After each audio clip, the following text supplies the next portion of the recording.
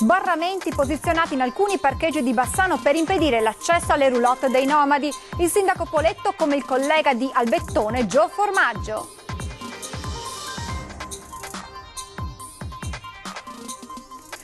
Caccia agli extracomunitari che bivaccano a Cittadella, nessuna retromarcia da parte del sindaco. Gli extracomunitari arrivano per spacciare e delinquere, d'ora in poi tolleranza zero, dice.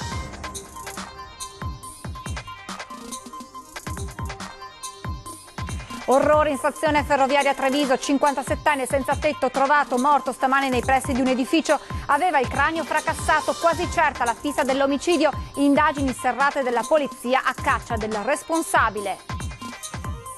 Novità nell'operazione patenti facili della Polstrada di Treviso, sono 41 gli avvisi di garanzia, coinvolte autoscuole veneziane e una di Castelfranco Veneto nel Trevigiano. Una folla commossa nel pomeriggio a Montebelluna ha dato l'addio a Dino Bettamin, l'uomo malato di SLAC che è stato ottenuto la sedazione profonda fino alla morte.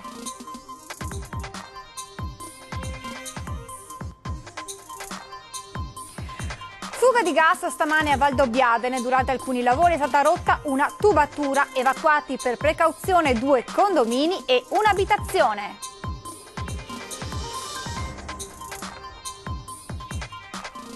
L'emittente araba Al Jazeera pubblica sulla sua pagina Facebook un video girato a Belluno, immagini di interviste che elogiano il modello di accoglienza dei migranti. È un messaggio sbagliato da esportare, dice il candidato sindaco Roccon. Edizione del Veneto dei telegiornali di Antena 3, buonasera e ben ritrovati. Lo avete sentito anche dai nostri titoli in primo piano, l'iniziativa assunta dal sindaco di Bassano del Grappa in provincia di Vicenza che ha posizionato alcune sbarre a ridosso dei parcheggi per impedire l'accesso alle roulotte dei nomadi. Ci spiega tutto il nostro servizio di apertura.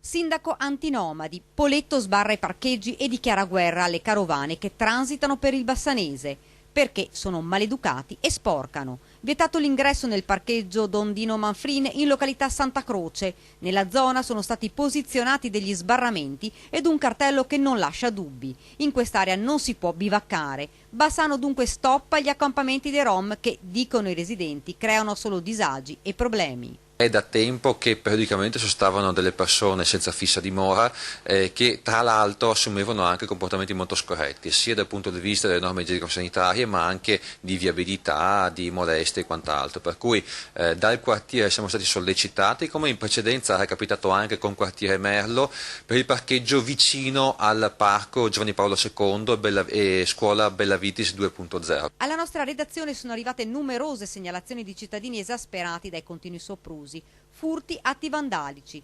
Più volte è stato preso di mira l'oratorio, cittadini stanchi ma soprattutto arrabbiati. E tutti i danni che mi faceva dentro qua? Perché entravano poi? Carta igienica che spariva tutti i santi giorni. E non solo. E allora spreco di acqua, spreco di tutto.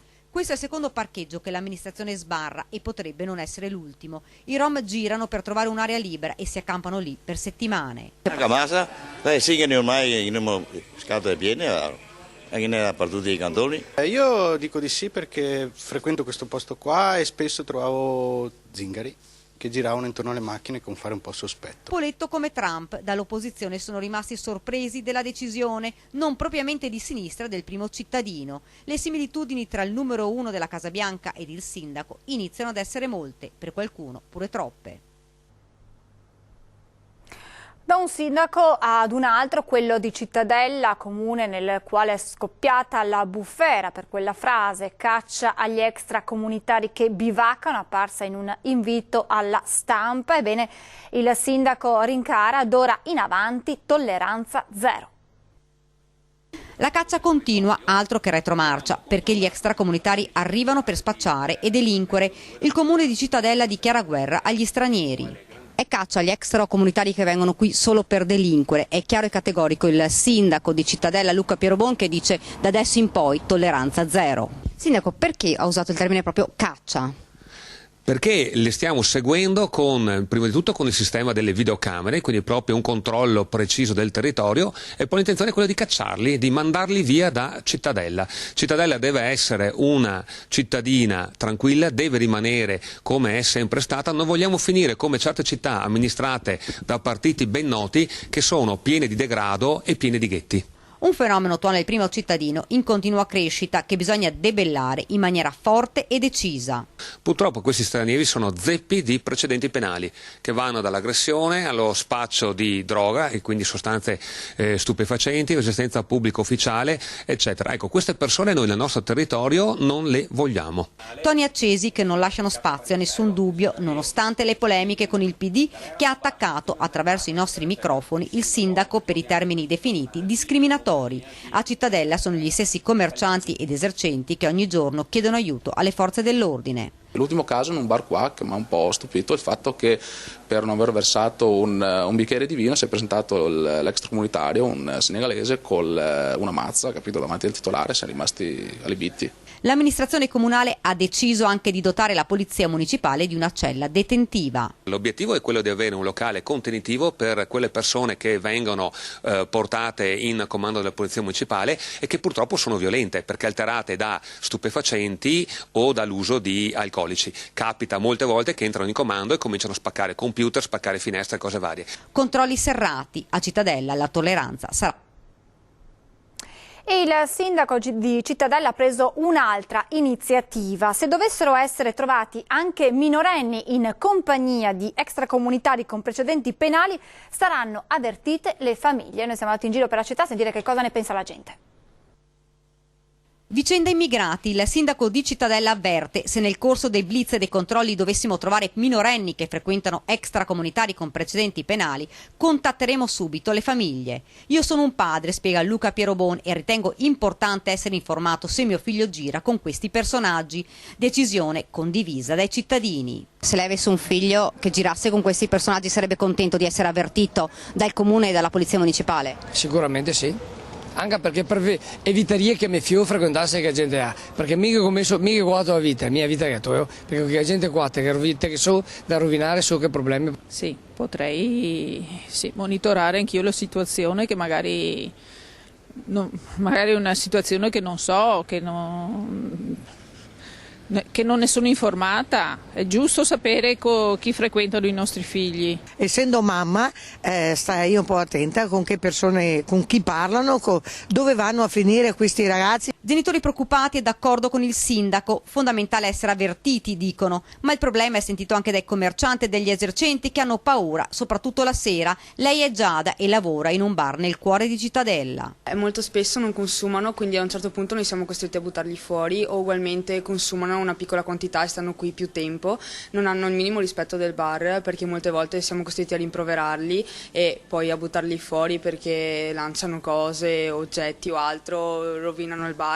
scrivendo sui tavoli, quindi non hanno il minimo rispetto del bar. Come reagiscono quando li mandate via? Ci sono certe persone che tendono a rimanere calme ugualmente e ad andarsene, altre che iniziano a insultarci abbastanza pesantemente e quindi noi magari siamo costretti a chiamare il titolare. Una situazione, dice, insostenibile. Secondo omicidio nella Marca in 15 giorni, ancora un delitto maturato in un contesto degradato. Vittima questa volta alla stazione dei treni, un senza tetto ucciso probabilmente nel sonno con un violento colpo alla testa, e ci sarebbe un sospettato. Clochard di 57 anni, ritrovato senza vita in stazione dei treni quando un agente della Polfer si è avvicinato alle 7:30 di stamattina e ha sollevato la coperta che arrivava fin sopra il viso. Ha rinvenuto Giampiero Piccolo, questo è il suo nome, ormai morto. Il volto tumefatto, il cranio fracassato, lì sotto la tettoia dell'ex palazzo delle poste ferroviarie. Il senza dimora, di madre etiope e padre italiano, era solito dormire e lì nel suo giaciglio qualcuno, forse nel sonno, lo avrebbe colpito uccidendolo. Immediatamente sul posto sono arrivati polizia, carabinieri, medico legale. L'area è controllata da diverse telecamere sia sul lato del PUT che su quello che si affaccia sul primo binario, filmati che conterrebbero elementi utili. Fino al pomeriggio c'era un sospettato, ma nessun fermo. Anche lui probabilmente un volto conosciuto della città, come lo era Giampiero Jimmy Piccolo. Domenica aveva trascorso la notte al dormitorio del centro sociale Django, all'ex caserma Piave.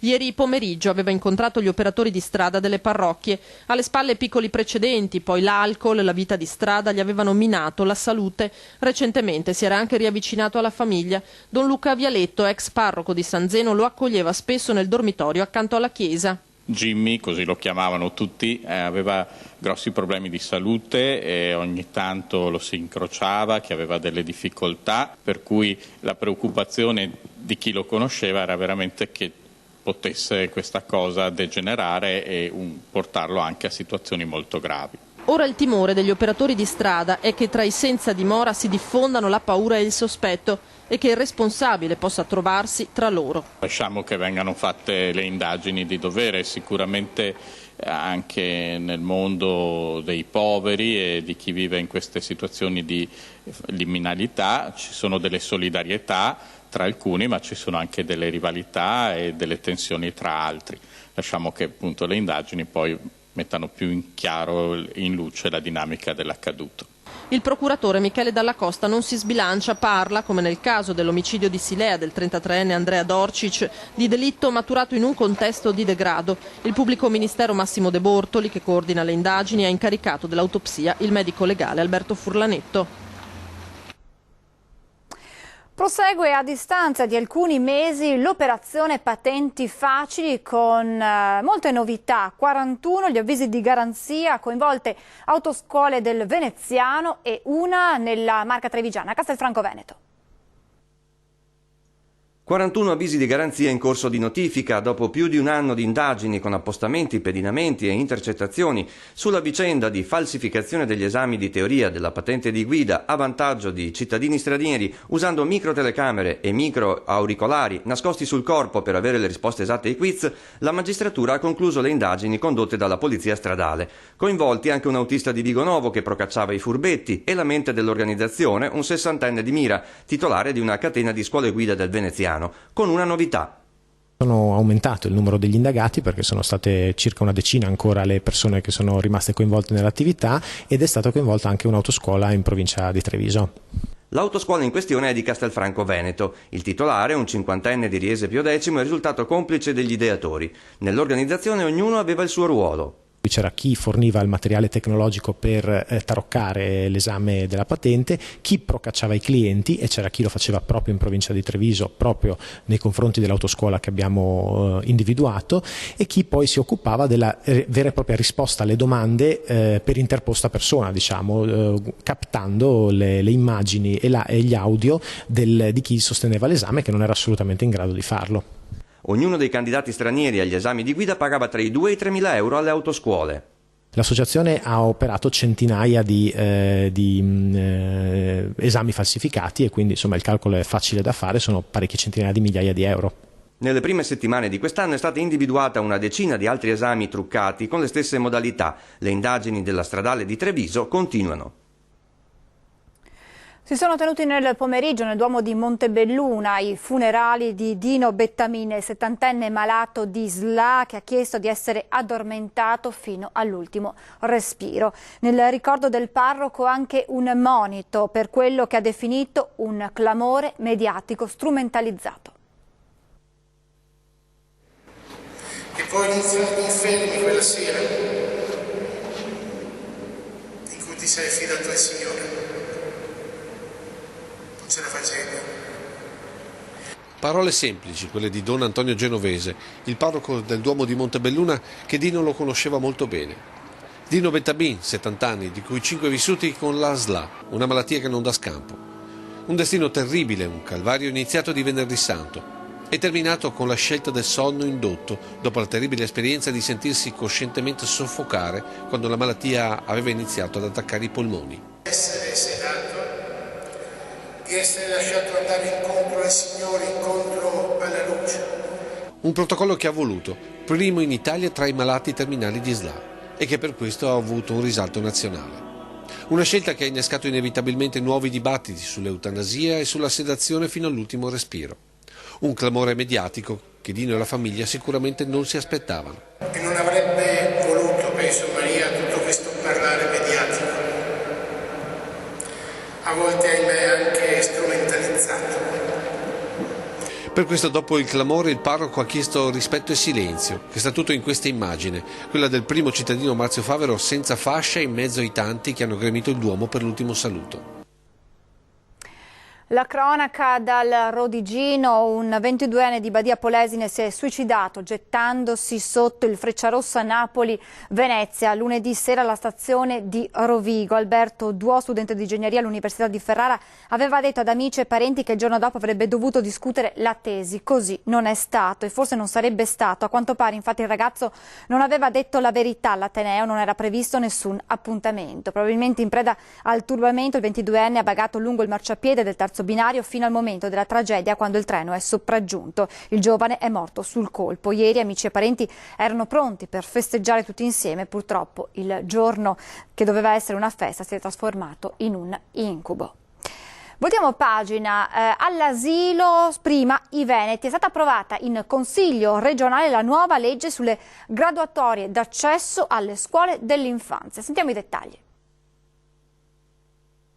Prima il Veneto, lo slogan 2010 della campagna elettorale di Luca Zaia approda anche all'asilo nido. Il Consiglio regionale ha infatti approvato la proposta di legge del tosiano Maurizio Conte, che apre una corsia preferenziale per l'accesso alle scuole dell'infanzia. Una priorità che riguarderà i veneti residenti, nati da almeno 15 anni, genitori che quindi hanno vissuto la gran parte della loro vita, per le giovani coppie in particolare, e che hanno bisogno di avere quell'assistenza legata proprio agli asili nido in questo momento soprattutto di crisi. Di fatto la modifica approvata alla legge sui servizi educativi rappresenta un ulteriore modo per ribadire l'autonomia del Veneto contro il governo che taglia i fondi alle regioni, differenziando le famiglie non quando presentano la domanda per l'accesso al nido, ma nella fase di realizzazione delle graduatorie. Infuriata l'opposizione con il PD ed il Movimento 5 Stelle, che accusano la nuova legge di non venire incontro ai reali bisogni, rischiando di escludere famiglie vulnerabili o bisognose. Forti perplessità anche da parte dei consiglieri azzurri, che pur condividendo l'obiettivo giudicano lo strumento propagandistico e di dubbia efficacia. Alla fine il provvedimento è passato con 31 voti favorevoli, 13 contrari e 3 astenuti. Adesso vi mostriamo le immagini che abbiamo girato in provincia di Padova, Vigonza per l'esattezza. Nascosta nella boscaglia una casa abusiva occupata da migranti. Guardate le immagini. A Vigonza baracche come nelle favelas sudamericane, a pochi passi dalle grandi vie di comunicazione, nella boscaglia tra gli arbusti troviamo una casa abusiva. Da fuori non si vede nulla, poi addentrandosi tra i rovi e le sterpaglie ecco la sorpresa, una scala porta all'ingresso di una casetta. Dentro vediamo muoversi degli uomini, ci sono stoviglie, coperte, mobiletti, persino i fiori per adornare. Naturalmente tutto abusivo e celato dalla vegetazione. Con noi c'è l'uomo dei blitz anti-rom, l'ex assessore alla sicurezza Damiano Gottardello, che definisce il fenomeno preoccupante. Sono posizionati a ridosso dell'ecocentro. Cosa vuol dire questo? Che di giorno i cittadini conferiscono i rifiuti, di notte abbiamo questi signori qua, che sono persone dell'est europeo, che vanno a fare la spesa tra virgolette all'interno dell'ecocentro, portando via ciò che gli serve. Poi dobbiamo aggiungere che il degrado chiama degrado, quindi da una situazione, quindi da una baracca con 5-6 persone attualmente all'interno, abbiamo segnali che se ne stiano costruendo delle altre. E questo non è l'unico insediamento abusivo nel comune di Vigonza. Lungo gli argini del Brenta vi è una nuova tendopoli, tende contro le quali aveva tanto combattuto Gottardello, tirandosi addosso spesso anche delle critiche. Qualora qua avessimo delle altre persone che arrivano, cosa che sta succedendo peraltro, ci troveremo di fronte a un fenomeno stanziale. A questo punto, se ci sono dei bambini, questi saranno messi eventualmente in istituti e saranno a carico dei cittadini di Vigonza, con un costo che varia fra i 3 e i 4 mila euro al mese, vuol dire che sono 30-40 mila euro a minore. Intanto la casetta in mezzo al bosco c'è, le tende lungo il Brenta ci sono, la stretta impressa negli ultimi anni dall'amministrazione di Vigonza è venuta meno, un tema caldissimo in vista anche delle prossime elezioni comunali. Una notizia di cronaca dalla provincia di Treviso, fuga di gas nella tarda mattinata di oggi in via Erizzo a Valdobbiadene. Durante alcuni lavori è stata rotta una tubatura con la fuoriuscita di metano. Per precauzione sono state fatte evacuare un'abitazione e 2 condomini. Sul posto sono intervenuti i vigili del fuoco di Montebelluna e i tecnici dell'ASCO per la riparazione della rottura. Ci separiamo adesso per qualche minuto di pubblicità, restate con noi.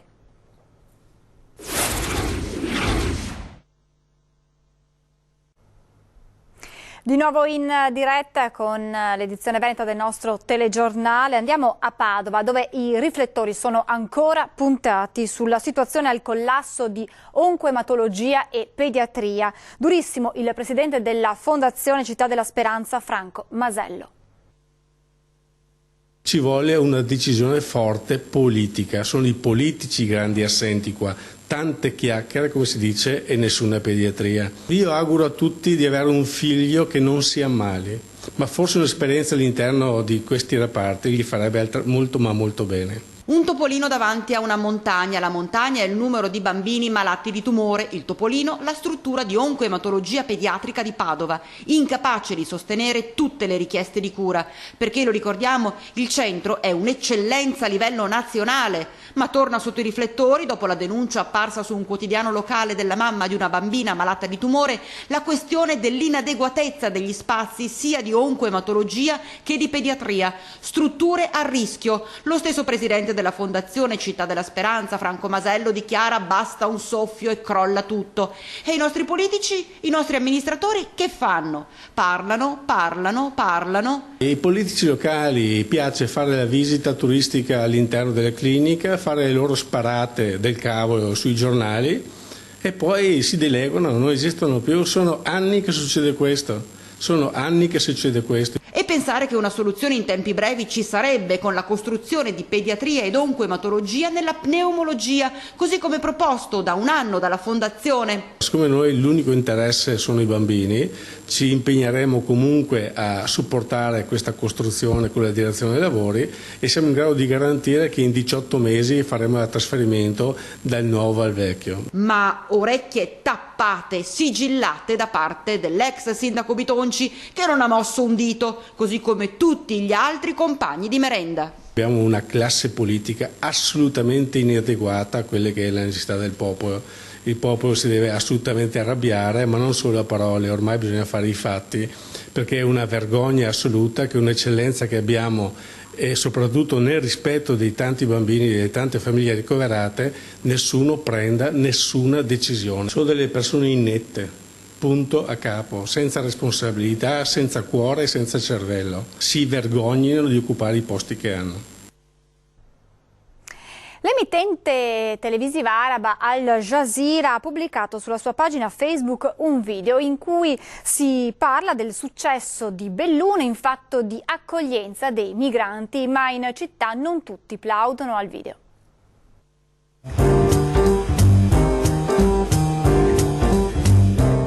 Navigando su Facebook è possibile imbattersi nella pagina dell'emittente araba Al Jazeera ed ecco comparire un video girato a Belluno che mostra il modello di integrazione messo in atto dalla città. 1 minuto e 30 secondi è quanto durano le immagini che puntano a far emergere il successo dell'accoglienza ai migranti. Questa città italiana ha un approccio diverso sull'accoglienza. Loro credono che una chiave di integrazione sia dare un'autonomia ai migranti e non metterli nelle tende. Questo quanto scritto. Poi appare un parallelismo tra la situazione di Ventimiglia, con gli stranieri che vengono mostrati all'interno delle tendopoli, e quella di Belluno, dove invece i migranti vengono messi a disposizione appartamenti. Si parla poi delle opportunità di lavoro offerte ai richiedenti asilo, con la testimonianza di uno di loro. Il video continua spiegando come il progetto sia iniziato nel 2014 e come si sia rivelato un grande successo, sia per i rifugiati che per la popolazione locale. A confermarlo un ristoratore bellunese. Credo che questa sia una buona cosa, spiega l'uomo. Ci sono poi le parole del primo cittadino Jacopo Massaro, che dichiara che questo sia un passo necessario per tutta l'Italia, e il filmato si conclude proprio con l'auspicio che in tutto il bel paese si possa espandere questa iniziativa. Immagini da cui esce una foto più che positiva di Belluno, ma non tutti in città sono felici del messaggio esportato oltre confine. Franco Roccon, candidato sindaco, spiega come si tratti, secondo lui, di un'operazione sbagliata perché, aggiunge, dare all'estero un'idea simile di Belluno non aiuta. Insomma, la questione molto probabilmente non resterà chiusa tra le pagine virtuali di Facebook, ma sembra piuttosto destinata ad animare il dibattito politico cittadino. E con questo servizio si chiude questa edizione del Veneto del nostro telegiornale. Vi lascio come di consueto alle previsioni meteo per i prossimi giorni. Grazie ancora per averci seguito, buona serata.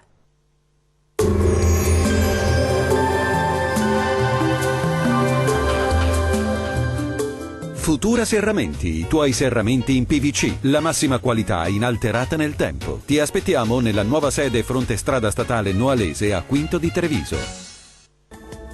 Alta pressione sempre protagonista, tempo stabile ma con qualche foschia, vediamo dove. Sul Veneto tempo sempre generalmente stabile ma con nubi basse e nebbie diffuse sui settori centro-orientali e sulle pianure, nebbie che saranno localmente anche persistenti per tutta la giornata. Andrà meglio invece sui settori alpini e prealpini con sole prevalente. Diamo uno sguardo alle temperature, le massime sono previste intorno ai 9-14 gradi, minime attese invece tra 1 e 3 gradi circa. Non cambia il tempo sul territorio regionale del Friuli Venezia Giulia, alta pressione di San Valentino che porta ancora una giornata di tempo stabile e soleggiato. Temperature massime attese tra 12 e 15 gradi, minime invece intorno a 1 o 2 gradi. Concludiamo con uno sguardo alla situazione del Trentino Alto Adige, sole splendente ovunque salvo poche nubi alte sull'Alto Adige. Diamo uno sguardo alle temperature, le massime risultano essere in lieve aumento, previste tra 13 e 15 gradi, minime attese tra lo 0 o i 3 gradi. Il mare sarà generalmente calmo, i venti saranno deboli da nord-ovest sulle zone costiere e moderati al largo. Per oggi dal Meteo di Antenna 3 è tutto, arrivederci a domani.